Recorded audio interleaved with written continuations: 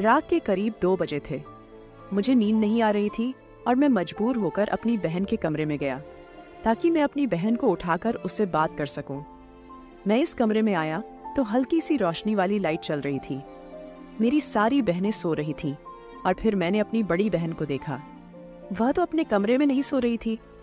मैं बड़ा हैरान हुआ कि मेरी बड़ी बहन इतनी रात को कहाँ जा सकती है। मैं बाहर आंगन में आया। बाथरूम बाहर आंगन में बना हुआ था। बाथरूम के करीब आया तो मुझे हल्की सी फुसफुसाने की आवाजें आ रही थी। मैंने बाथरूम के करीब से आकर सुना तो वह मेरी बहन की आवाज थी जो किसी को कह रही थी, जल्दी करो वरना कोई आ ना जाए। और कोई लड़का बोल रहा था, रात के 2 बजे कौन आ सकता है, तुम परेशान ना हो। मैं यह सब सुन के चौंक गया। फिर मैं बाथरूम का कोई सुराग ढूंढने लगा ताकि मैं अंदर उन दोनों को देख सकूं कि आखिर अंदर चल क्या रहा था। फिर बाथरूम के रोशनदान से जब मैंने अंदर देखा तो वह दोनों एक दूसरे को सुकून दे रहे थे। वह लड़का हमारे ही मोहल्ले का था जो मेरी बड़ी बहन को सुकून दे रहा था। मुझे काफी गुस्सा भी आया और मैं परेशान भी हुआ कि क्या करूं। फिर मेरे दिमाग में एक तरकीब आई। मैं वापस बाथरूम के मेन दरवाजे पर आया और मैंने हल्के से कहा, पूजा, मुझे पता है तुम अंदर हो और तुम्हारे साथ कोई और भी है, और मुझे यह भी पता है कि तुम लोग अंदर क्या कर रहे हो। तुम दोनों की भलाई इसी में है कि धीरे से दरवाजा खोलो और बाहर आ जाओ। घर में कोई शोर सुन के जाग न जाए, और शोर मत करना। मेरी बड़ी बहन के अंदर से आवाज आई, भाई आप गलत फहमी में हैं, मैं वॉशरूम में हूँ, आप क्यों आए हैं, जाएं। अब मैंने कहा, नहीं, मुझे झूठ बोलने की जरूरत नहीं है, मैंने देख लिया है, ये रोहित है, वही लड़का आवारा। उसी के साथ तुम रंगरलियां मनाती रहती थी। तुम्हारी भलाई इसी में है कि दरवाजा खोलो, वरना मैं मम्मी और पापा को उठाकर आ जाऊंगा। फिर पूजा ने कहा, अच्छा भाई, आपको किसी को उठाकर लाना है, मैं दरवाजा खोल रही हूँ और आप धीरे धीरे आना। पूजा ने दरवाजा खोला। वह लड़का रोहित वहां से भागने की कोशिश करने लगा। मैंने कहा, खबरदार रोहित, जो तुम यहाँ से हिले भी। वह भी रुका रहा और मेरी बहन भी। फिर मैंने बहन पर झूठ मूठ का गुस्सा किया। मुझे खैर पहले ही शक था अपनी बहन पर कि शायद वह इस तरह के किसी काम में मिली हुई है, लेकिन आज मैंने रंग रंगे हाथों से देख लिया था। उसके पास मुहने का कोई चारा तो नहीं था। फिर मैंने कहा, यह कब से चल रहा था? तो दोनों ने बीच में कुछ कहा। फिर मैंने अपनी बहन से कहा, तुम तो बड़ी कहती थी कि अपने पति से बहुत प्यार करती हो, इसीलिए मैं दूसरी शादी नहीं कर सकती, पर यह काम तो तुम बड़े शौक से कर रही हो। फिर मेरी बहन मुझसे कहने लगी, समीर, जो कुछ भी हुआ अनजाने में हुआ, मेरी इसमें कोई गलती नहीं है, मुझे माफ कर दो और यहां से चले जाओ। मैंने कहा, नहीं, आज तुम थाई हो, मैं इतनी आसानी से तुम्हें नहीं छोड़ूंगा। फिर उसने कहा, समीर, तुम क्या चाहते हो? खुदा का वास्ता है, मुझे जाने दो। मम्मी और पापा को पता चल गया कि मैं रोहित के साथ थी तो वह तो मुझे जान से ही मार डालेंगे। प्लीज मेरे साथ ऐसा जुल्म मत करो, मेरी इज्जत रख लो। फिर मैंने कहा, अच्छा, तुम रोहित को भगाओ, मैं तुमसे अकेले में बात करना चाहता हूँ। शायद रोहित पहले से ही बहुत डरा हुआ था और यह सुनते ही बाहर चला गया। उसने मेरी बात भी नहीं सुनी और फिर मैंने अपनी बहन को पकड़ लिया। मैंने कहा, जो तुम यह काम इसके साथ कर रही थी, चलो बाथरूम के अंदर मेरे साथ भी करो। वह कहने लगी, नहीं भाई, मैं आपके साथ नहीं कर सकती। मैंने कहा, तुम्हें करना पड़ेगा, वरना मैं मम्मी और पापा को उठाकर ले आऊंगा। फिर मेरी बड़ी बहन मुझसे कहने लगी, समीर, शर्म करो, मैं तुम्हारी बड़ी बहन हूं, तुम मुझसे छोटे हो। मैंने कहा, कुछ नहीं होता, इस वक्त मेरा दिमाग बहुत खराब है, वैसे भी मुझे तुम्हारी जरूरत थी, मैं तुम्हें उठाने ही आया था। ये तो अच्छा हुआ कि मुझे तुम इस हालत में मिल गई हो। अब मैं नहीं जाऊंगा, खुद को बिना सुकून दिलवाए। फिर मैंने उसे हाथ से पकड़ा और बाथरूम में ले आया। उसने कहा, अच्छा रुको रुको, मेरी बात सुनो पहले। मैंने कहा, एक हाथ में फिर बात बताती रहो। उसने कहा, नहीं, पहले मेरी एक शर्त है, मैं बाद में तुम्हें पूरा पूरा सुकून दूंगी। मैंने कहा, अच्छा बताओ, जल्दी बताओ, उसने कहा। अभी नहीं, वो मैं कल बताऊंगी। मैंने कहा, नहीं नहीं, ऐसा जुल्म मत करो, रात नहीं गुजरेगी। उसने कहा, पक्का वादा है, कल तुम्हें जरूर सुकून पहुंचाऊंगी। लेकिन वो ना मानी और फिर मैं वापस आकर अपने बिस्तर पर लेट गया। अब मुझे काफी देर तक नींद नहीं आई। मैं ऐसे ही जागता रहा और अपनी बहन के बारे में सोचता रहा कि वह कब से रोहित के साथ लगी हुई है। पता नहीं और किस किस के साथ वह है। जिस चीज से मैं डरता था वही काम मेरे घर में हो रहा था। मैं ऐसी चीजों से डरता था कि मेरी बहनें या मेरी मम्मी बाहर किसी के कहने में ना आ जाएं और यह काम ना कर लें। आखिरकार वही हुआ। खैर, मेरी आंख लग गई। आज मेरी आंख सुबह 9 बजे खुली। मैं बाहर आया तो मम्मी नाश्ता बना चुकी थी। मम्मी ने कहा, समीर, आज उठने में इतनी देर क्यों करती? मैंने कहा, हाँ मम्मी, बस आंख लग गई थी। मम्मी ने कहा, अच्छा, जल्दी से नाश्ता कर लो और फिर दुकान पर जाओ। मेरी मम्मी भी मुझे बहुत खूबसूरत और हसीन लगती थी, लेकिन मैं यही सोचता था कि उनसे बात कैसे करूं। फिर मैं इसी मौके की तलाश में था कि कब वो दिन आए कि मम्मी के साथ। खैर, मैंने नाश्ता किया। नाश्ता करने के बाद मैं अपनी बहनों के कमरे में गया। जब मैं गया तो मेरी बड़ी बहन अपने छोटे बेटे को नाश्ता करवा रही थी और मुझे देखकर मुस्कुरा भी रही थी। फिर मैंने अपनी बहन से कहा, एक बात बताओ, तुम्हारी क्या शर्त है?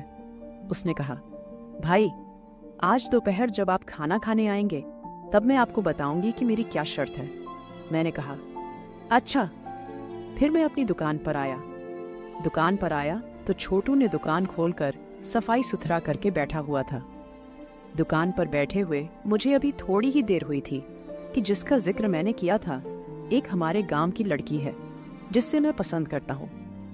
उसका नाम पूनम है और वह इस मोहल्ले की सबसे खूबसूरत लड़की है। वह सौदा लेने के बहाने मेरी दुकान पर आई और मुझसे कहा, समीर, मैं तुमसे बहुत जरूरी बात करने आई थी। तुम्हारे पास कोई फोन है? मुझे दे दो ताकि मैं तसल्ली से तुमसे बात कर सकूं। फिर उसने कहा, दुकान पर मैं बात नहीं कर सकती। मेरे पास एक बटन वाला मोबाइल था। मैंने उसे वह मोबाइल दे दिया और कहा, जाओ, घर जाओ। फिर घर जाकर पूनम ने मुझे फोन किया। उसने कहा, समीर, मुझे तुम्हारी बड़ी याद आती है, तो मुझसे मिलने की कोशिश करो ना, रात भर तुम्हें याद करती रहती हूँ। मैंने कहा, मुझे तुम्हारी बड़ी याद आती है, लेकिन यह गांव है, यहाँ कोई होटल वगैरह तो मिलते नहीं कि हम वहां जाकर मिल लें। फिर पूनम ने कहा, मेरे पास एक तरकीब है, अगर तुम्हें अच्छी लगे तो। मैंने कहा, क्या? बताओ। उसने कहा, मेरे घर के पीछे कपास की फसल लगी हुई है। अगर उस कपास की फसल में कोई बैठ जाए तो कोई उसे देख नहीं सकता। अगर तुम कहो तो मैं रात को वहां आऊंगी, तुम भी आ जाना। वहां हम एक दूसरे से सुकून से मिल लेंगे। मेरा दिल तो बड़ा किया कि पूनम के साथ मिलूं, क्योंकि वो खूबसूरत बहुत थी। गांव में इतनी खूबसूरत थी कि सारे लड़के उसी के पीछे होते थे। लेकिन मैं डर रहा था कि अगर मैं पूनम के साथ रंगे हाथों पकड़ा गया तो ये गांव वाले मुझे छोड़ेंगे नहीं, और मेरा ध्यान दूसरी ओर भी था, मेरी बहन की तरफ। फिर मैंने पूनम से कहा, पूनम, वह जगह ठीक नहीं है, हम वहां नहीं मिल सकते, कोई और जगह सोचो। उसने कहा, प्लीज समीर, आ जाओ, मुझे तुमसे बात करनी है। और हाँ, घर वाले मेरा रिश्ता ढूंढ रहे हैं, कहीं ऐसा ना हो कि मेरी शादी कर दें। तुम अपनी मम्मी पापा से बात करो, मेरे घर रिश्ता भिजवाओ। मैं पूनम से प्यार तो करता था, लेकिन मैं अभी शादी नहीं करना चाहता था। मैं जिंदगी में अभी भी बहुत कुछ करना चाहता था। फिर मैंने कहा, पूनम, अभी तो मैं इतना अच्छा कमाता भी नहीं हूँ। तुम्हारे सामने की बात है, मेरी छोटी सी दुकान है, इससे बस मुश्किल से घर का खर्च चल रहा है। मैं अपने पैरों पर खड़ा हो जाऊं, फिर तुम्हारे घर रिश्ता जरूर भेजूंगा। फिर पूनम कहने लगी, तब भी जब मैं किसी और के घर चली जाऊंगी? सी दुकान है, इससे बस मुश्किल से घर का खर्च चल रहा है। मैं अपने पैरों पर खड़ा हो जाऊं, फिर तुम्हारे घर रिश्ता जरूर भेजूंगा। फिर पूनम कहने लगी, तब भी जब मैं किसी और के घर चली जाऊंगी? मुझे कोई जरूरत नहीं है इतनी दौलत की। जिस हाल में भी तुम रखोगे मैं उसी हाल में तुम्हारे साथ राजी हूं समीर। खुदा के लिए मैं तुम्हारे बगैर नहीं रह सकती। हालात कुछ मेरे भी ऐसे ही थी। पूनम से शायद मैं सच्ची प्यार करता था। दिल तो मेरा भी चाहता था कि मैं शादी कर लूं, लेकिन मैं ना करूं। मैंने देखा है कि जो जल्दबाजी में शादी कर लेते हैं और फिर कमाने के लिए उनको बाहर जाना पड़ता है, उनकी औरतें यहाँ अकेले किसी और के साथ। इसलिए मैंने सोचा कि मैं अब तक शादी नहीं करूंगा, और अगर करूंगा तो मैं अपनी बीवी को सारी जिंदगी हमेशा अपने साथ ही रखूंगा। ये मैंने सोचा हुआ था। बड़ी मुश्किल से पूनम को मैंने समझाया। मैंने कहा, अभी कुछ सब्र करो, मैं अपने पैरों पर खड़ा हो जाऊं, फिर तुमसे जरूर शादी करूंगा। पूनम कहने लगी, अच्छा ठीक है, तुम रात को इस फसल में आना, मैं तुम्हारा इंतजार करूंगी।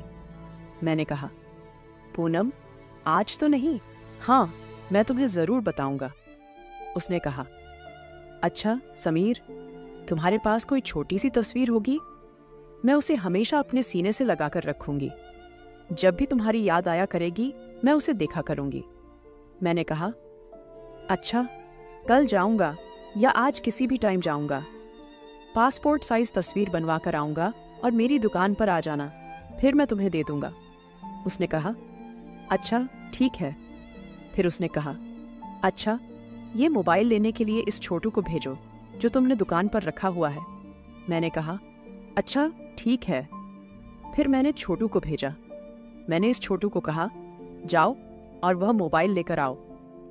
वह मोबाइल लेकर आया। कब दोपहर हो गई मुझे पता ही नहीं चला। फिर मैंने कहा, छोटे आज तुम घर जाने मत जाना, मैं खुद ही घर जाकर खाना खाऊंगा। उसने कहा, अच्छा ठीक है। अब दोपहर का 1 बज रहा था।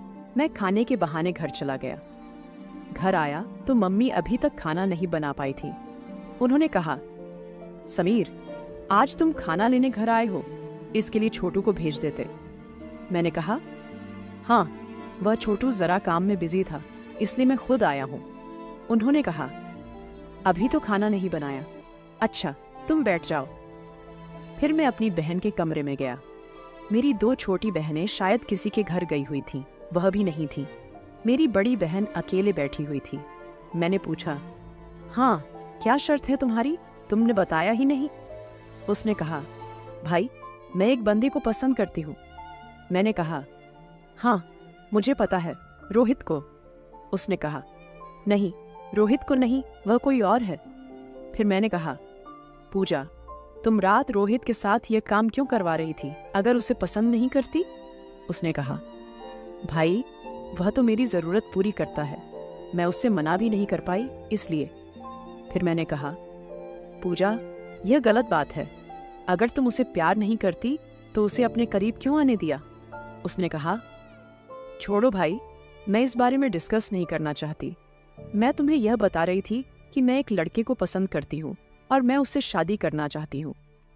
तो मैंने कहा, तुम मुझे क्यों बता रही हो, तुम यह बात मम्मी और पापा को बताओ। उसने कहा, मम्मी पापा यह बात मानेंगे नहीं, इसलिए तुम्हें बता रही हूँ। मैंने कहा, कौन है वह?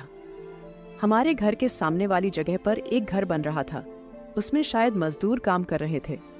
एक लड़का उसमें था जो दिखने में स्मार्ट और खूबसूरत सा था। मेरी बहन ने कहा, उस लड़के को मैं पसंद करती हूँ, वो भी मुझसे रात को मिलने आता है, पिछली रात भी वो आया था। मैं बड़ा हैरान हुआ कि मेरे घर में चल क्या रहा है। मैंने कहा, अच्छा। फिर उसने कहा, मैं उससे शादी करना चाहती हूँ, लेकिन वो लड़का बहुत गरीब घर का है। तो मेरे मम्मी और पापा तो मानने के लिए बिल्कुल नहीं होंगे, इसलिए तुम मम्मी और पापा से बात करो, मेरी शादी इस लड़के से करवा दो, मुझे वह लड़का बहुत अच्छा लगता है। मैंने कहा, पूजा खबरदार, तुम यह सोच भी कैसे सकती हो? उसने कहा, भाई आप मेरा यह काम कर दें, आप यकीन करें, जो आपको सुकून दूंगी वह सारी जिंदगी याद रखेंगे। जिस अंदाज से उसने बोला था, मैं उसको मना ना कर पाया। मैंने कहा, अच्छा मैं बात करता हूँ। उसने कहा, नहीं भाई, पहले बात करो, बाद में तुम्हारा काम करूंगी। मैंने कहा, नहीं पूजा, ये काम बहुत मुश्किल है, इसमें बहुत टाइम लगेगा, प्लीज आज रात मुझे सुकून दे दो। उसने कहा, नहीं भाई, आज रात तो मैंने उस लड़के से वादा किया हुआ है, मैं उसको मिलूंगी और उसको मैं सुकून दूंगी। आज मुश्किल है।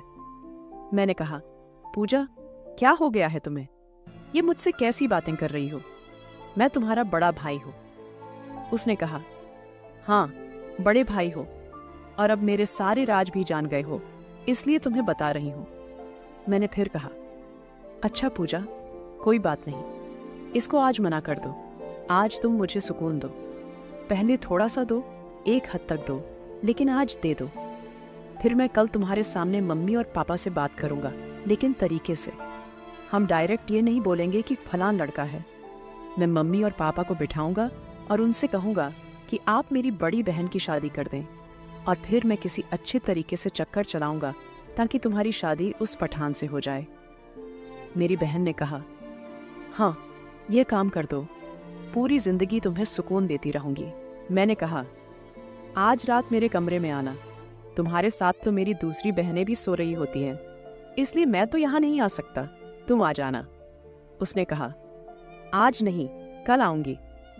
मैंने कहा, नहीं, आज तुमने हर हाल में आना है, वरना मैं आज तुमसे उस लड़के को नहीं मिलने दूंगा।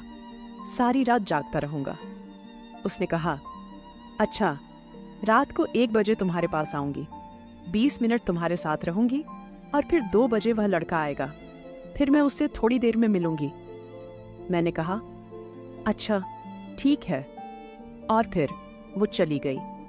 खाना खाकर मैं अपने कमर चला गया और सोचना लगा कि कब मेरी बहन मेरे कमरे में आएगी। रात के करीब 1 बजे मेरी बहन मेरे कमरे में आ गई। मैंने कमरे का दरवाजा खुला ही छोड़ दिया था। फिर मेरी बहन ने मुझे वो सुकून दिया जिसके लिए मैं कब से तड़प रहा था। करीब आधे घंटे बाद वो बाहर चली गई उस लड़के से मिलने के लिए। मैं आज बहुत खुश था क्योंकि मैं जो चाहता था वो मुझे मिल गया। फिर जैसे तैसे करके मैंने अपने माँ पापा को भी पूजा की शादी के लिए मना लिया। फिर पूजा की शादी हो गई और वो अपने ससुराल चली गई। फिर जब कभी वो घर आती तो हम दोनों साथ में समय बिताते, और कभी कभी मेरा मन करता तो मैं उसे मिलने चला जाता था। फिर कुछ महीनों बाद मैंने एक बड़ी सी दुकान खोल ली जिससे घर का खर्चा कम हो गया। और फिर मैंने पूनम के घर वालों से बात करके उससे शादी कर ली, और फिर हम दोनों